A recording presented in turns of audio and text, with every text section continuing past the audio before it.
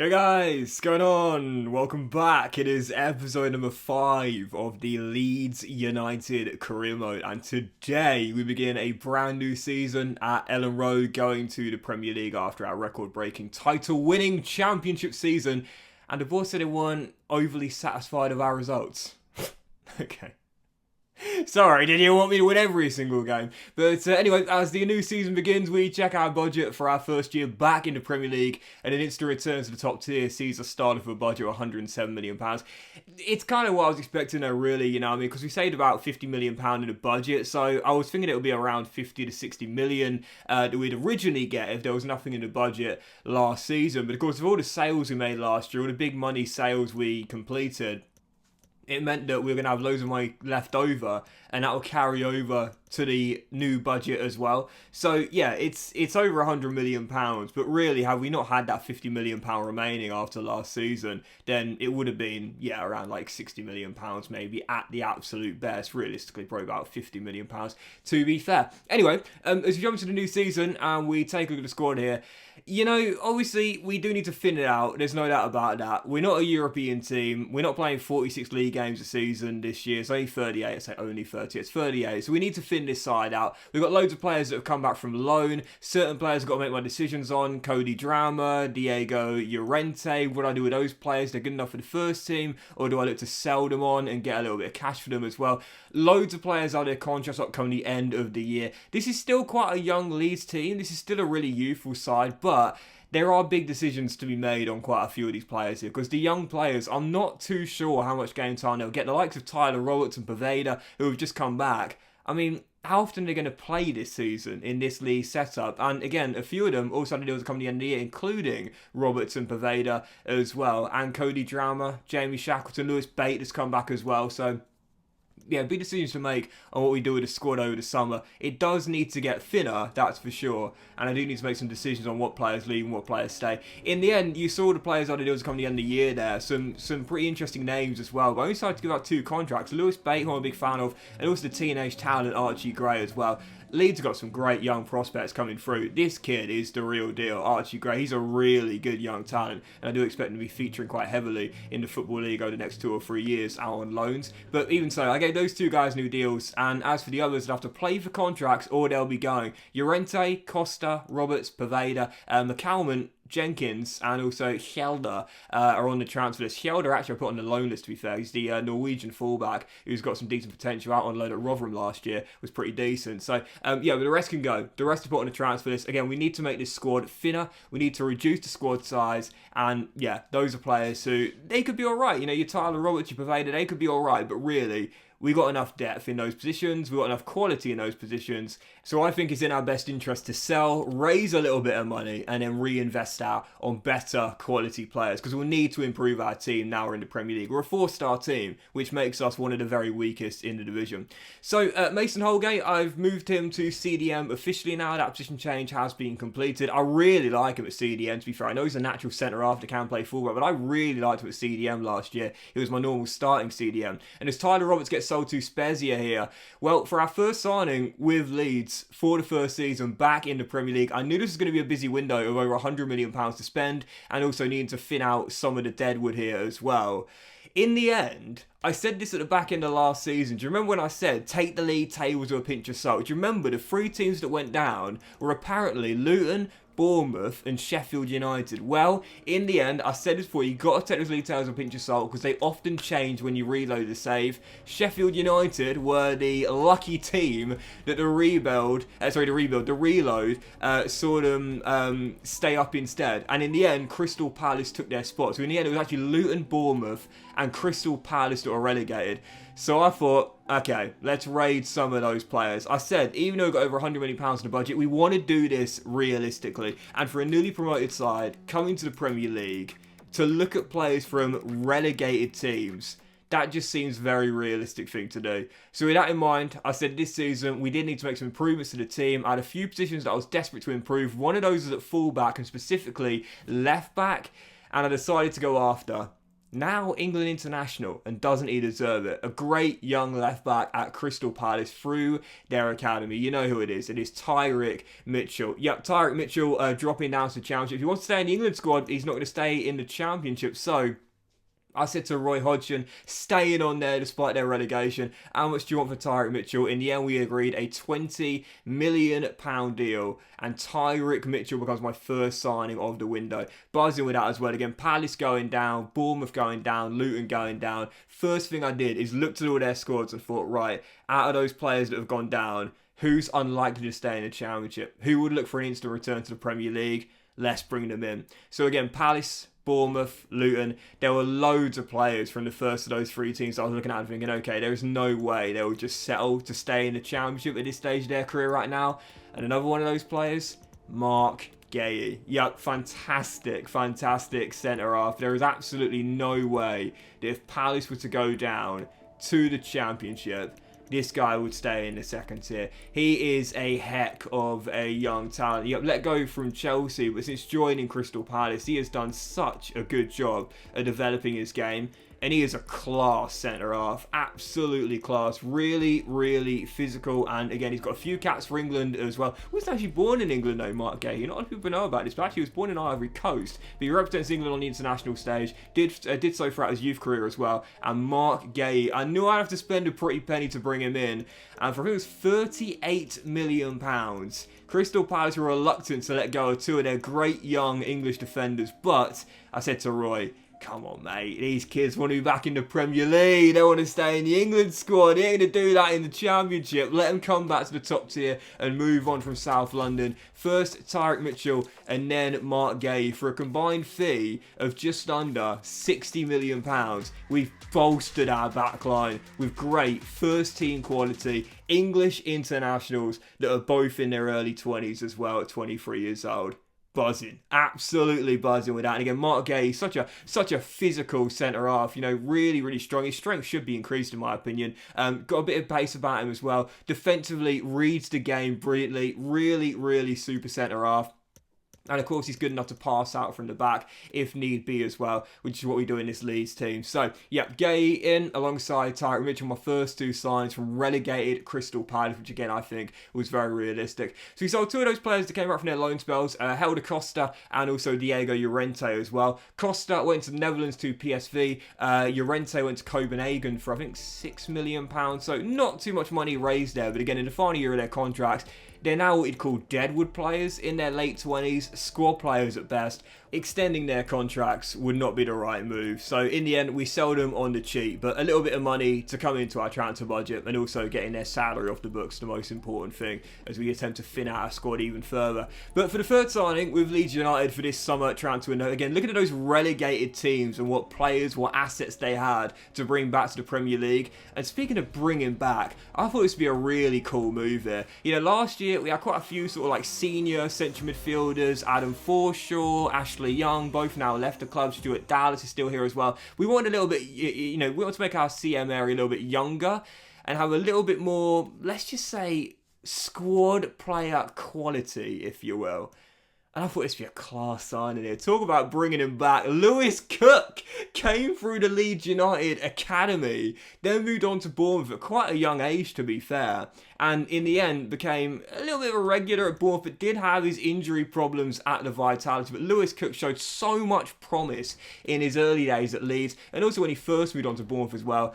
Really, he had quite a lot of injuries to deal with though, and he never really was able to kick on, mainly because of that. But he's a really solid squad player to have. You know, he's 26 years old, so he's got several years to go before he starts to show signs of decline. And at 75 rated, he could still possibly grow a rating or two. This is not the kind of guy that's going to be our starting CM for all the years of Ellen Road. But he's here to fill out the homegrown quota and also be a squad player as well. Listen, I really like Lewis Bate. I really like Archie Gray. I really like Darko Yabi. He was actually on our books at Millwall in his very early career.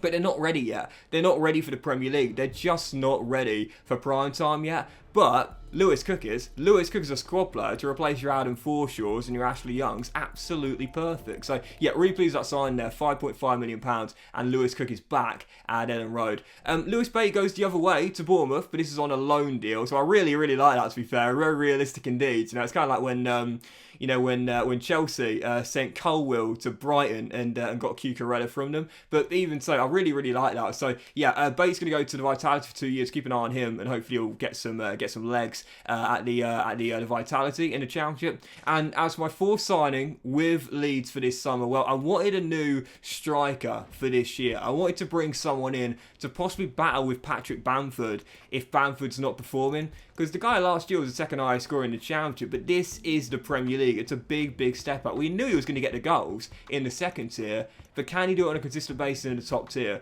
Well, that's a big ask for him. So I wanted to get in a new striker to compete with him up top, alongside Rittier and also alongside the youngster Joe Gelhardt as well. And speaking of Championship players, well, this guy wasn't part of a relegated side, but spent last season in the Championship. Anyone that's watched Championship football this year knows he's a really, really solid pickup. Joel Pirot, who comes in for £10 million in the final year of his contract at Swansea City. Last year in the Championship in real life, got I think 19 goals, was really, really solid at the Swansea.com Stadium in South Wales. And in his early 20s as well, he's got plenty of room to grow. He's not traditionally the quickest of strikers, but he is very, very strong. He can head the ball in at 6'1" as well. So as a pressing forward and a target man to hold the ball up and play in our wingers. We do like our wingers as inside forwards. Yeah, you saw Dan James last year as our second top scorer alongside Bamford, and Somerville got a lot of goals as well. To have someone that can't just put the ball in the back of the net, but can also hold the ball up and support those inside forwards as well. Patrick Bamford last year won the assist title, so Pirot is my kind of striker. Not just someone that can finish and put the ball in the back of the net, but also someone that can hold the ball up and play players in as well and get as many assists as goals as well. So Pirot is in for £10 million. That's a bargain right there for a certified Championship goal scorer looking to make the next step up. So following that, as you can see, this was a very interesting one here. Now, heading into the new season, I said we need to thin our squad out a little bit. I was going to sell some of the deadwood, but I wasn't expecting to make this sale. But in the end, I decided to let him go.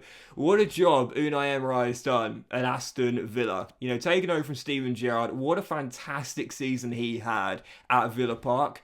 Got them into Europe for next season, albeit the Conference League, but it's still Europe nonetheless. And in this save, he said, I want to improve my back line. Your lad up at the back, who last year got you 6 goals in the Championship, aerial threat, I quite like him. I'm going to sign him. £20 million, he's gone. Maximilian Voba from Salzburg to Leeds, stayed with us during the start of the rebuild, dropping down to the Championship, but I couldn't stand in his way. Yep, Maximilian Voba with a chance to go and play European football, and we're going to let the Austrian international go. Voba off to Aston Villa, £20 million. I didn't plan to do it. He grew 3 ratings last year. He was my first choice out and out centre half. He was really, really solid for me. Occasionally wore the armband as well, but in the end, Aston Villa put in the bid in, and I thought it was only realistic to let him go. He spent 3 years here now, technically, and in the end, I decided to, well, 2.5, but even so, I decided to let him go for £20 million.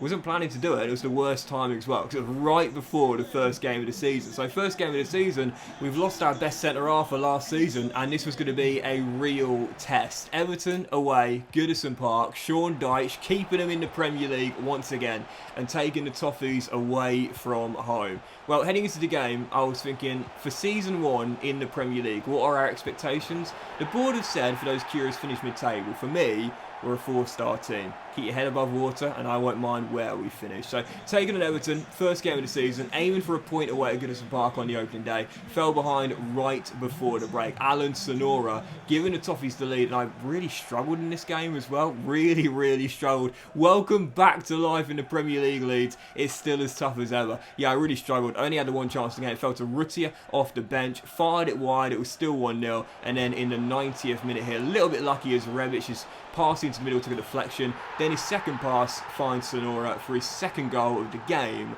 and Everton get the 3 points on the opening day.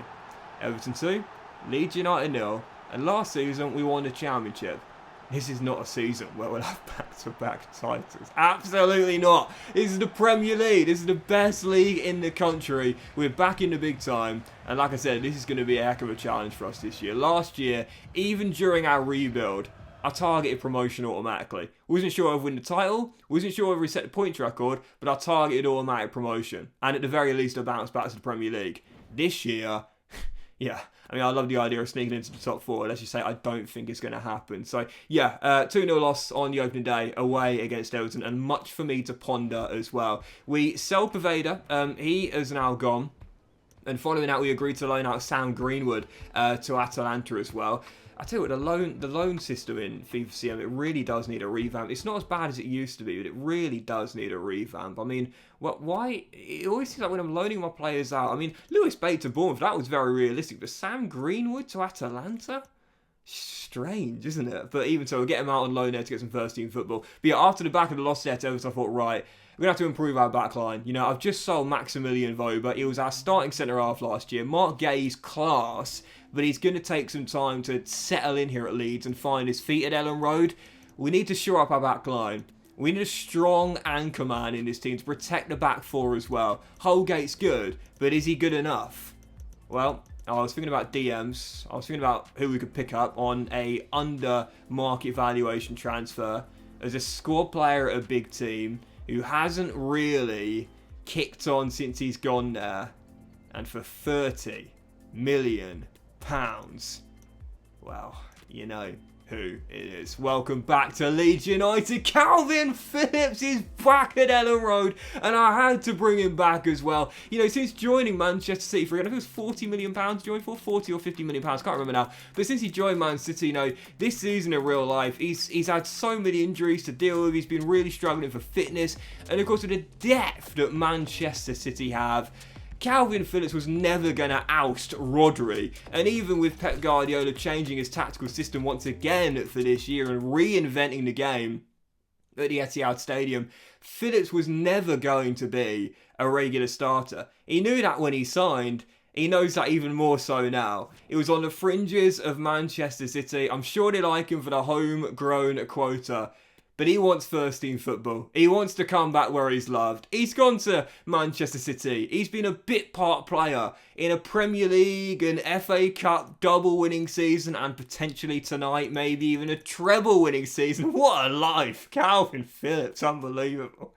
Joins Man City, barely plays all season long, and possibly wins a Champions League, Premier League and FA Cup as well. He's got his winners' medals. He's sat on the bench and been doused in champagne, but now he wants to first team football, to stay in the England squad consistently and be loved once again and get back to playing. Calvin Phillips, welcome back to where you are loved. Ellen Road, £30 million. Absolutely buzzing with that. At 27 years old, he's still possibly going to get a little bit better. I'm buzzing with that. Absolutely buzzing. We're back in the big time, and we brought Calvin back with us as well. So he'd make his second debut for Leeds in the following game, taking on Spurs here at Ellen Road. Our first game at home since return to the Premier League. I was thinking, here we go, boys. Here we go. This is it. First game at home, back in the Premier League. Let's get a big victory here against Postecoglou's side. Didn't really work out the way I was hoping. Yeah, what did I say earlier? Welcome back to the Premier League, Leeds United. This is the big boy league in English football. This is tough. And I knew it was going to be tough. And it has been tough. We were 2-0 down in the game. Perisic and Son with the goals. And once again, I really struggled for chances. Only really got the one. And I fluffed my lines with a young Danish under-21 international. Yet Matt O'Reilly firing wide as the score remained at 2-0. And thus for the second game in a row in the Premier League to start the season off. Welcome back to the top tier, Leeds. Yeah, we ain't going to go easy on you. Yep, back-to-back 2-0 losses away at Everton and then at home to Spurs as well. So the alarm bells, you know, they weren't ringing. The panic light wasn't flashing. It was Everton and Spurs, two decent sides. You know, it's our first two games back in the Premier League. I was like, right, just keep it calm. Keep it calm. Okay, all right, no goals, no points. But positives, we did have a couple of chances, I just didn't take them. So in midweek, this is what I needed, a distraction. Following game, staying at Ellen Road, but Carabao Cup, round 3, Coventry City. I wanted to bring in the Swede, Victor Gyökeres, to the Premier League with us for this season, but you would have noticed it when I went for Joel Perreault. Perreault was actually my second choice. I wanted Gyökeres, but Coventry wouldn't let him go due to a lack of depth in that position. So fair enough, he'll stay at the Rico in the Championship once again. But taking on Coventry Tuesday night, I was thinking, right, I need to win this game. I need to make it through. Not because I care about the Carabao Cup, but just because we need to get a win on the board this season, get some goals on the board, and get ourselves our first win of the season, albeit in the Carabao Cup. We opened the scoring through Cody Drama. Coventry then levelled, but then Joel Perreault scored his first goal for the club to restore our lead, make it 2-1, and then 79 minutes in, Stuart Dallas one-on-one. Didn't really get the timing right, but in the end, still found it back in the net. Yep, the veteran makes it 3-1 Leeds United, and there is our first win this season. Okay, doesn't really mean much. It's the Carabao Cup, it's round 2. It's obviously not a big win that we'll remember for the rest of the season, but it's our first scratch of the year. We needed it. We needed to see the ball hit the back of the net. We needed to see the win on the board. We got it. We beat Coventry. We're through to the following round.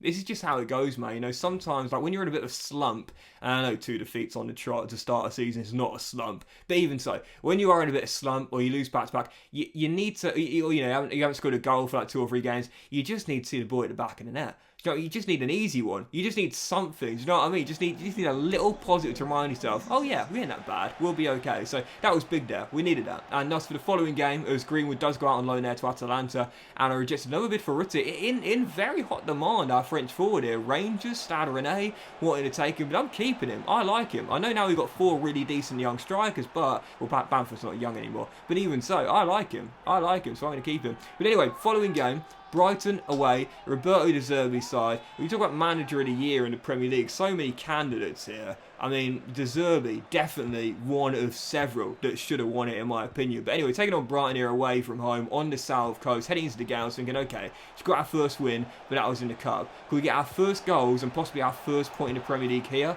Well, 24 minutes in, I felt like the answer was going to be yes. We opened the scoring early, and then Lewis Cook gets his first goal since returning to Leeds United. What a touch by Patrick Bamford, by the way, putting Robert Sanchez on the floor and offloading to our new CM. It's 2-0 Leeds, and then 7 minutes to go before the break. After a really, really solid first half, Crescencio Somerville outpaces his man down the left-hand side, rolls it across, and once again, we work the ball in to the middle, and who's there to finish from close range?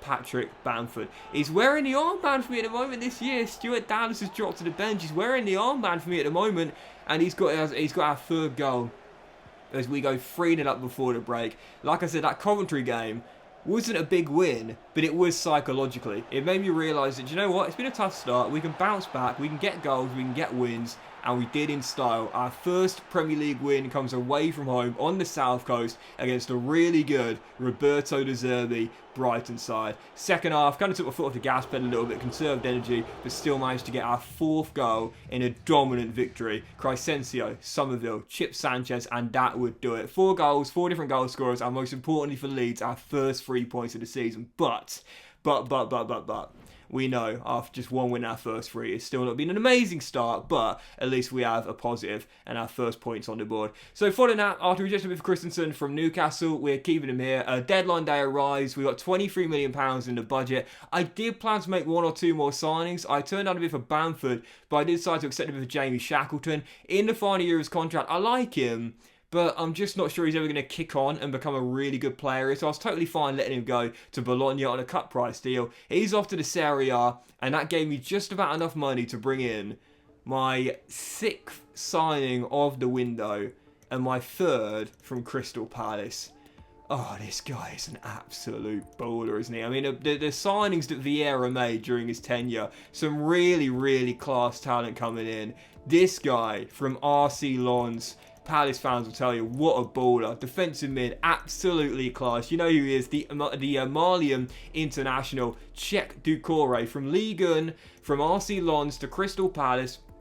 Palace going down to the Championship, there's no way to want to stay in the second tier. He's more than good enough to be a starter in the Premier League. I said to Roy, I've taken Tyrick, I've taken Mark, and now I want Czech. Yeah, £21 million fee agreed with Hodgson as his Crystal Palace team go through their own rebuilding this summer like we did last year, and Doucouré joins Tyrick, joins Mark as ex-Palace players arriving, linking up at Ellen Road and back in the Premier League. Buzzing with that. Such a class player. I'm a big fan of his. So Doucouré is in. Really pleased with that. Again, solid player. He's really strong. Great energy. He's very good with his foot on the ball as well. Intercepts and reads the game really well too. Just a really solid defensive midfielder. Doucouré is in. I don't really know what I'll do with him and Calvin Phillips though, because Mason Holgate's been relegated to the bench, but I mean, you know, technically, they're both decent passers of the ball. Both Doucouré and Calvin Phillips can pick a pass. You know, we both know that. Well, I say we both. We all know that. As if I'm talking to one person here. Oh, I am. It's just you. It's just you and me right now. But, you know, Doucouré and Phillips can both pick a pass. They can both play natural CM, but they're both better as DMs. So I don't really know what to do there. You know, who plays CM and who plays DM? Right now, I'd probably prefer to have Doucouré slightly further forward than Calvin Phillips, but really, it's a tough one because they can both play DM and they can both play CM, but they're both better at DM. So it's kind of hard to know which one I'm going to allow to sit back and which one I'll have more as our deep line playmaker that allows Matt O'Reilly to go forward and attack on the offensive end. But anyway, Doucouré's in. £21 million, and the final signing I made in the window was a new third choice goalkeeper. Obviously Joel Robles, who was our backup last year from Marek Rodak, he left on a free transfer. I always say this, like, if you're playing for realism, you'll want 3 first-team squad goalkeepers. It can be an academy graduate, that's totally fine. It can be a young goalkeeper, that's totally fine. But you want really 3 first-team goalkeepers. We only added 2, Klassen and also Marek Rodak as well. So released in the summer. He's actually joined Rangers in real life. Fair play to the guy. But after being a backup goalkeeper with Palace, being a backup goalkeeper at Manchester United, released in the summer, he's not going to Rangers in this save. He was still available on a free transfer, so I said, why don't you come to Ellen Road and be my backup here instead of at Ibrox? Yep, you know who it is. It's the former Stoke City goalkeeper that was so talented in his younger years, but never really kicked on. Jack Butland, he has arrived on a free transfer, so I will take it. Yeah, Butland is in, and he's not at Rangers, he's now at Leeds United. I say former Stoke goalkeeper, I should say, he came through the Birmingham Academy, but even so, Birmingham, Stoke, Crystal Palace, and yeah, now he is in at Ellen Road. So that's it. The window closes. We spend every single penny in the summer window. You see our sales and loans there as well. The likes of Hjelde, Greenwood, Bate going out on loan. We sold a lot of our deadwood like Roberts and Llorente and Poveda as well. 7 new signings for the season, but I really like it. Very realistic indeed. Phillips coming in as a fringe player, not getting enough game time. Butland in on a free transfer. Joel Perreault from a Swansea side that's staying in the Championship. And the other 4 players, 3 from Palace, 1 from Bournemouth, all relegated to Championship. We spent a lot of money, but what I'm really happy with is our team's improved, but not massively, and it's still looking very realistic indeed. That's the aim of the save, and right now, so far, so good. We stay 4-star. We have not made ridiculously unrealistic signings. But that will end today's episode of the Leeds United Crew, guys. Massive thank you for watching. Hope you've enjoyed it. Friendship like. Most of you all have a fantastic day, and I'll see you for the second episode of Season 2 very soon.